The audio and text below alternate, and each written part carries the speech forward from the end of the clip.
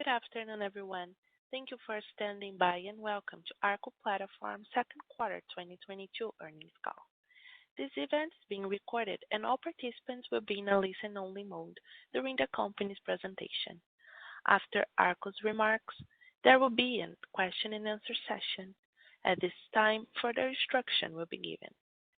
Should any participant need assistance during this call, please press star zero to reach the operator. This event is also being broadcast live via webcast and may be accessed through Arco's website at https://investor.arcoplatform.com/ where the presentation is also available. Now I'll turn the conference over to Karina Carreira, Arco's IR Director. Karina, you may begin your presentation. Thank you. I'm pleased to welcome you to Arco's second quarter 2022 conference call. With me on the call today, we have Arco's CEO, Aridio Cavalcanti Neto, and Arco's CFO, Roberto Otero. During today's presentation, our executives will make forward-looking statements. Forward-looking statements generally relate to future events or future financial or operating performance and involve known and unknown risks, uncertainties, and other factors that may cause our actual results to differ materially from those contemplated by these forward-looking statements. Forward-looking statements in this presentation include, but are not limited to, statements related to our business and financial performance, our expectations and guidance for future periods, our expectations regarding strategic product initiatives and their related benefits, and our expectations regarding the market. These risks include those set forth in the documents that we issued earlier today, as well as those more fully described in our filings with the Securities and Exchange Commission. The forward-looking statements in this presentation are based on the information available to us as of the day hereof.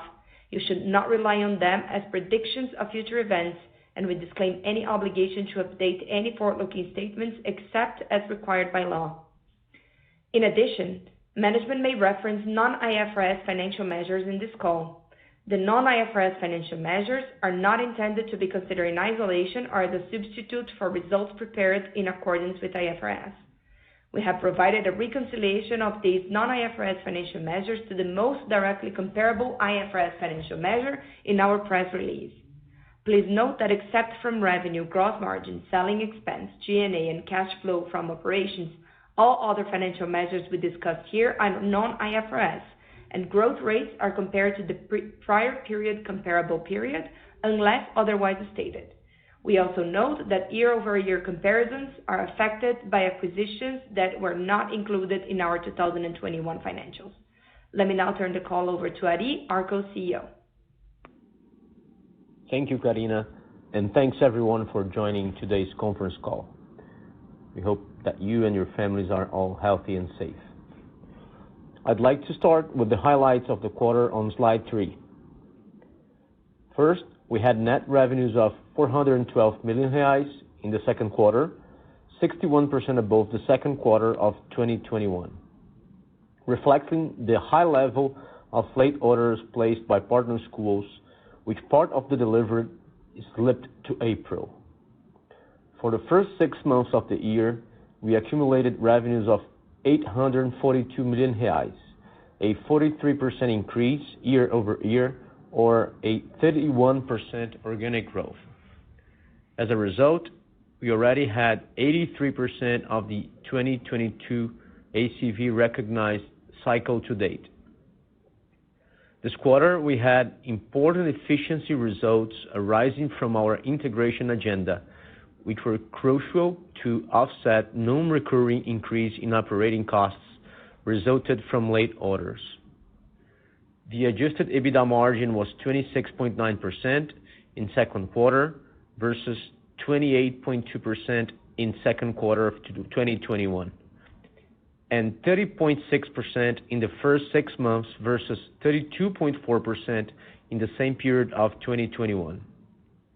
When excluding the one-off impact from late orders in our operating cost, adjusted EBITDA margin for the first 6 months of 2022 was 33.2%, 80 basis points above 6 months 2021. We'd like to take this opportunity to reaffirm our adjusted EBITDA margin guidance range for 2022 full year of 36.5 and 38.5% at this time. Second, this was an extremely positive quarter of a cash generation perspective, as we had a strong cash collection, reduced days sales outstanding, lowered delinquency, and reduced capex as a percentage of revenue, leading to an adjusted free cash flow generation of 90 million reais in the quarter. In August, we concluded the issuance of debentures aiming to strengthen our cash position and extend our debt maturity profile. Finally, we are very excited about the promising commercial cycle for 2023 school year as we resume in-person interactions with schools. It is still early in the cycle as most of our ACB bookings happens between September and November, but schools' enthusiasm is already leading to encouraging preliminary results.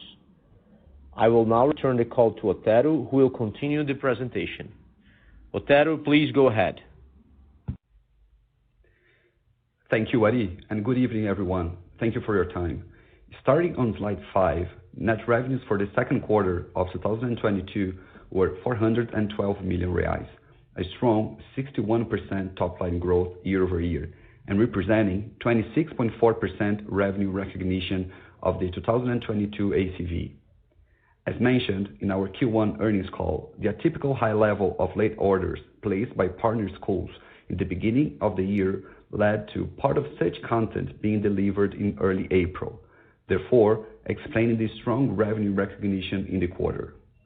On a like-for-like basis, excluding the acquisitions concluded recently, organic top-line growth was 47% in the quarter. As Ari mentioned in the beginning of this presentation, cycle to date, we have already recognized 83.2% of the 2022 ACV, and we are confident on the 100% recognition by the third quarter. Moving to slide 6, we delivered important efficiency gains this quarter as we progress in our integration schedule. For the first 6 months of 2022, they contributed to a 2.4 percentage points improvement in our cash gross margin, offsetting the non-recurring increase in operating costs resulted from the late orders as we incurred in higher printing and freight emergency costs. On slide 7, investments in selling remain a priority for us, especially in such upbeat momentum for our partner schools. Our investments in selling represented 36% of our top line in the quarter and 34% in the first 6 months as we resumed our traveling and event plans. Those efforts already translate into promising results for our 2023 commercial cycle. Moving to slide 8, G&A expenses continue to show the results of higher scale and a more integrated back office strategy, growing below top line at 28% year-over-year in the quarter. On an accumulated perspective, G&A dropped to 17% of revenues in the first 6 months of 2022 versus 20% in the first 6 months of 2021. Year to date, we have saved approximately 30 million reais with the integration agenda, and these efforts continues going forward. On slide 9, adjusted EBITDA for the second quarter reached 111 million reais, 53% above second quarter of 2021, with a margin of 26.9% or 31.4% when excluding the one-off impact of late orders not considered in the guidance range. Looking at the 6-month figures, adjusted EBITDA increased 35% year-over-year with a margin of 30.6%, or 33.2% excluding one-off impacts from the late orders. We presented an adjusted net loss of 23 million reais in the quarter, reflecting higher financial costs and higher depreciation and amortization, on top of continuous investments in our products and revamp of recently acquired businesses. On slide 10, we summarize the year-over-year performance for the quarter, for the accumulated 6 months of 2022 and cycle to date, showing the clear evolution of our product cycle with a 52% increase in the adjusted EBITDA and a margin expansion of 100 bps versus 2021 cycle to date, or 300 basis points when excluding the one-off impacts from the late orders. Moving to cash generation, on slide 12, we present a considerable improvement of our trade receivables profile as we collected 519 million reais this quarter, 30% above the 400 million we estimated when we released the first quarter results, with delinquency reducing to 5.6% versus 7.2% of revenues in the first quarter and 10% in the second quarter of 2021. As a result, the days of sales outstanding reduced to 141 days from 212 days in the first quarter. As for the capex, in the second quarter, we invested 43 million reais, roughly 11% of our net revenue, adding to 90 million in the first 6 months of 2022, or 11% of our net revenue, right at the middle of our guidance range of between 10 to 12% of revenues being invested in capex. This reduction reflects a higher level of integration across the business units, driving higher cooperation and lower redundancy in projects being executed. On slide 13, we present the resulting cash generation for the 6 months of the year. We had a relevant improvement in the working capital, positive at 21% of EBITDA from 9% in the first 6 months of 2021, and an increase in adjusted EBITDA to cash from operations to 114% from 106% in the first 6 months of 2021, both positively impacted by a better trade receivables profile as previously presented. We also had a slight improvement in the adjusted EBITDA to adjusted free cash flow metric to 33.2% from 32.5% in the first 6 months of 2021, impacted by a lower effective tax rate and lower capex as a percentage of revenues, a particularly positive result, especially considering the 870 bps year-over-year increase in the average interest rate in Brazil. Finally, on slide 14, we're bringing our pro forma cash position and obligations schedule already considering the issuance of the debentures announced in August, amounting to 1.2 billion reais, bearing interest at CDI plus 2.3% per annum, and with maturity in 2027. The proceeds of this new issuance were used to prepay the debentures issued last August, strengthen our cash position, and extend our debt maturity profile. This issuance, added to the cash generation of the second half of the year, are sufficient to meet our short-term obligations. I'll now turn the call back to Ari. Ari, please go ahead. I'm happy to show the evolutions that we are making on several fronts. Our efficiency agenda is showing clear successful results, which were crucial to offset the marginal cost pressure coming from the late orders from schools. We have started to operate in a more cooperative way. We had also hired a consulting firm to help us in this structural agenda to implement sustainable changes to our operating model so we can better capture the benefits from scale over time. On the financial front, we committed earlier this year to improve our operating cash flow and reduce our capex as a percentage of revenues. As showing the results, we have delivered a significant improvement in working capital, with days of receivable back to normalized levels, delinquency coming down, and a sequentially lower effective cash tax rate. As we operate in a more integrated way, our capex reduces as a percentage of revenues and should converge to the midpoint of the guidance range provided in 2022.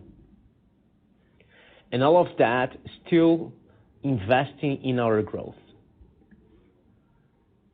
We are very optimistic with the early results of the commercial cycle for the 2023 school year.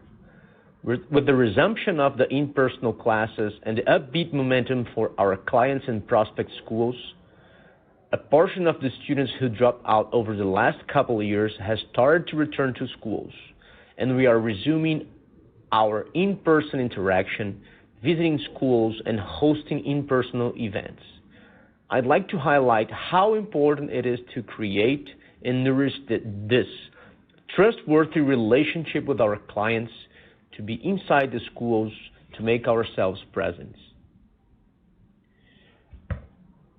We hosted in the first half of 2022, 163 in-person events and 75 online events to partner and prospective schools across all brands. We also attended in May, after 2 years, the largest annual education and technology event in Latin America. We were showcasing our solutions in 11 stands from 3 stands at last event in 2019, generating important leads and even signing contracts during the event. Moving to slide 17, despite still early in the cycle, schools' enthusiasm is leading to encouraging preliminary results. On the renewal process, we started to approach schools later than usual this year, as our main priority was to deliver the books related to the late enrollments. But now renewals are in line with last year's pace year to date. New school intake and upsell are also in line with last year's growth pace at the same point in time, with supplemental solutions gaining more traction in recent months.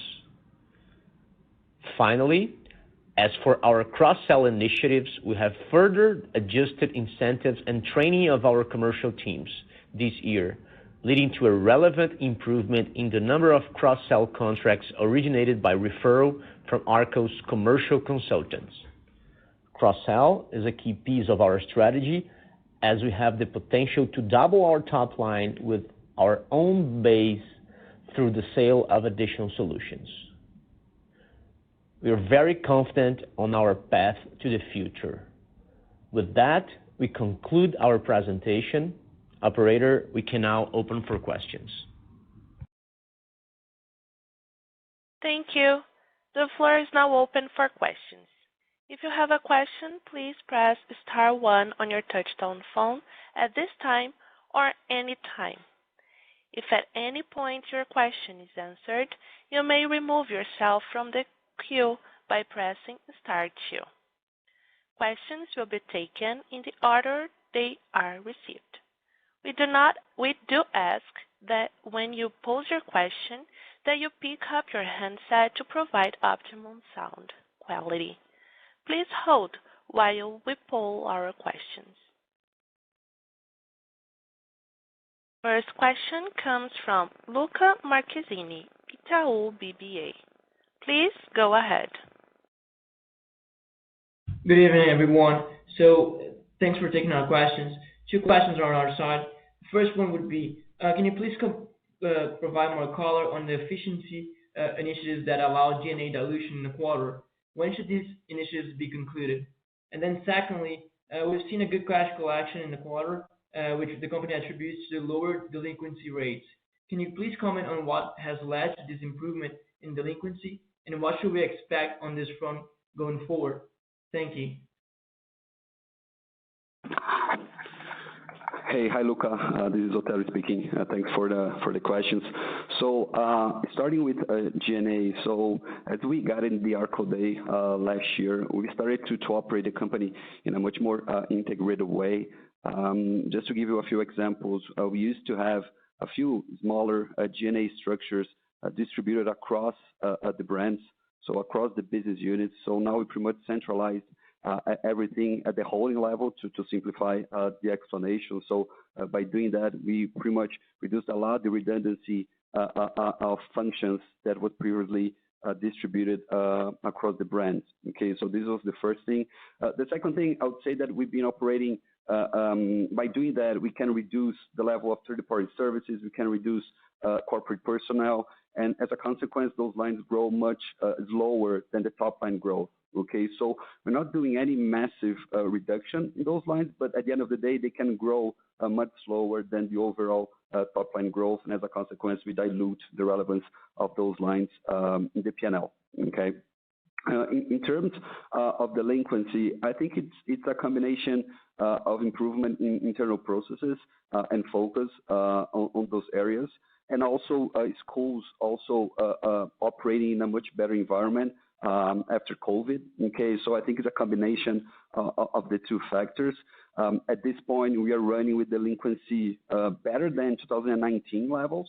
So that's why I'm saying I don't think it's 100% attributed to the exit of COVID, but I think there's also an internal improvement in collection. Okay, so across all the brands, we are seeing improvement in delinquency, and again, we are running at this point better than 2019. That's very clear. Thank you, Otero.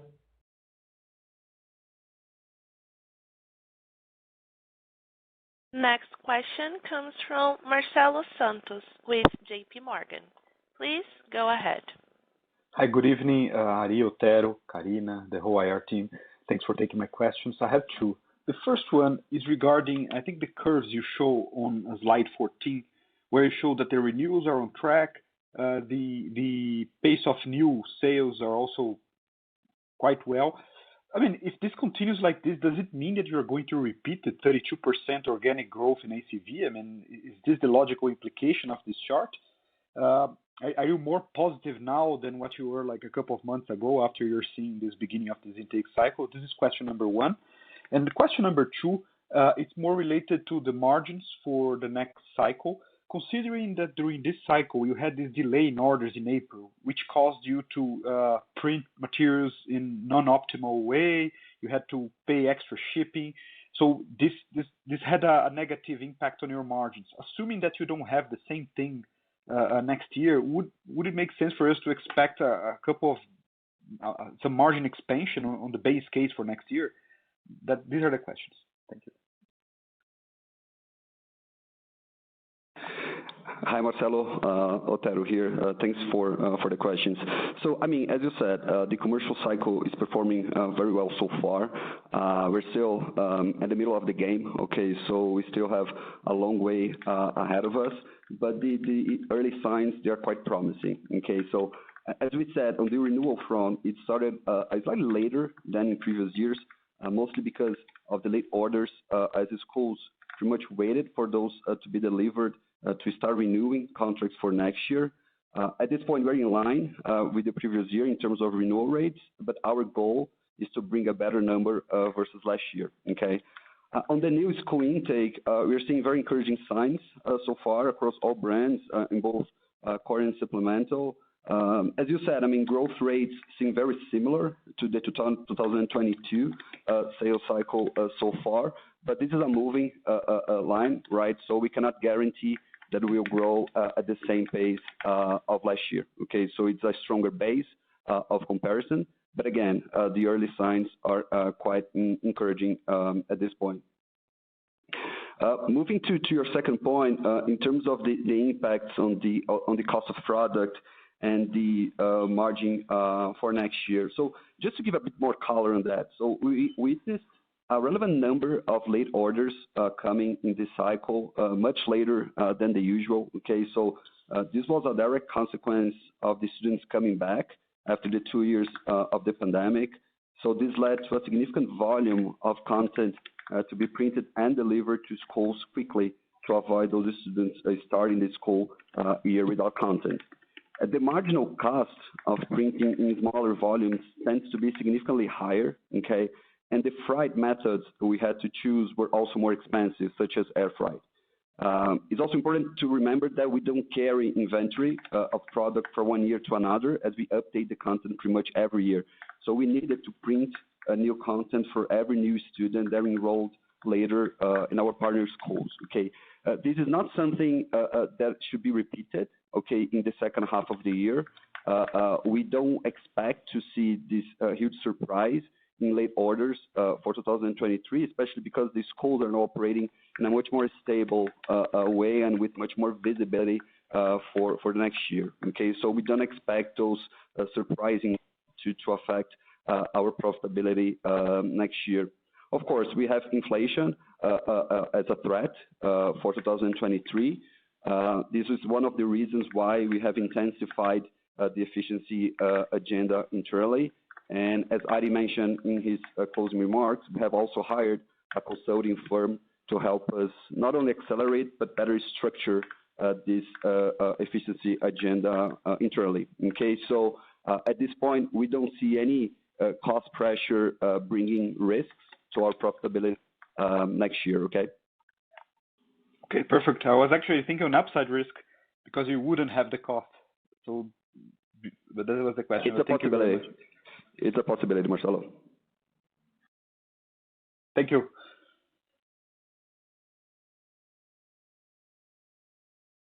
Next question comes from Vitor Tomita with Goldman Sachs. Please go ahead. Hello, good evening all, and thanks for taking our questions. A couple questions from our side. The first one would be how you see the potential for revenue in this school cycle to actually beat ACV, given the strong revenue recognition in the second quarter and students having enrolled late throughout the year. This would be our first question. And our second question related to Marcelo's is, how well have you been able to pass inflation through to schools in renewal negotiations so far, which is a factor that, as you said, should have some influence on margins? Thank you. Hey, Vitor, Otero here. Thanks for the question. Pleasure to speak to you. So on the first one, at this point, we cannot guarantee that we will beat the ACV conversion into revenues. I would say that given the visibility that we have at this point, 100% is what we can provide to the market as the better guidance at this point. Okay, so we have no indication of missing this 100%, but at this point, it would be irresponsible to guide for a beat. Okay. On the second point regarding pricing, I mean, we are working for next year to be able to pass through real price gains. Okay, considering the forecast inflation for 2023. We're not sure how much this forecast is accurate or not, right? How much this is going to prove accurate or not, but we are working to bring 2 to 3 percentage points of real price gains, considering inflation next year at 8%.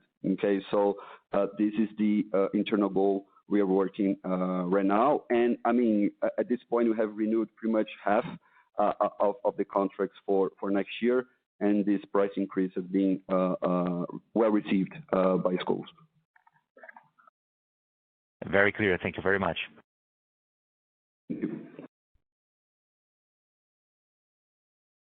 Next question comes from Mirela Oliveira with Bank of America. Please go ahead. Good evening, everyone. So just 2 follow-ups here. We've seen other players investing on payment solutions, school management tools. Do you guys have participation on Isaac, which provides this type of solution, and also you have Arco Pay? Could you guys give us some color on the perspective for the segment, if it makes sense for us to think on a unified offer coming from these 2 projects? And a second question is, if you guys could just give us a view on the DA convertible debt. With the stock at current levels, is this something that raises any concern, given that the conversion price, it's at $29? If you guys could comment a little bit on that. Hi, Mirela. Otero here. Thanks for the questions. So yeah, I mean, we think more and more schools are open to partners to provide services that go beyond pedagogical services, and we think that the reputation that we have, how intense our relations are with the schools, and for how long those relations have been in place, put us in a very good position to be able to go beyond pedagogical services. This does not necessarily mean financial services, but definitely beyond pedagogical. Okay, so this is part of the strategy. As you said, we have Arco Pay in operation right now, and we also have a minority investment in Isaac. So we have 2 feet, right, on this strategy, and so far this has been working well. Okay, I would say that more and more we build conviction that being a one-stop shop platform for schools makes a ton of sense. On your second point regarding the convertible, I would say that we are not concerned. Honestly, I would say beyond the convertible, those are very important partners to us. So I think it goes beyond just the financial instrument. It's a very long duration instrument as well. So at the end of the day, I think we have a very long path ahead of us, and we are super excited with the years to come. And we're sure that whenever the market conditions improve, this will be reflected in the share price. So we prefer not to spend a lot of attention concerned with that. We continue to do our work here, and we're sure that things will reflect at the right time. Okay. Perfect. Very clear. Thanks, Otero. Thank you. Once again, if you have a question, please press star 1 on your touchtone phone.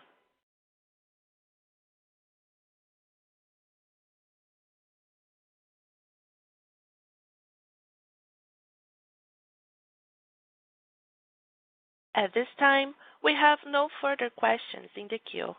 That concludes Arco's second quarter 2022 earnings call. Thank you very much for your participation.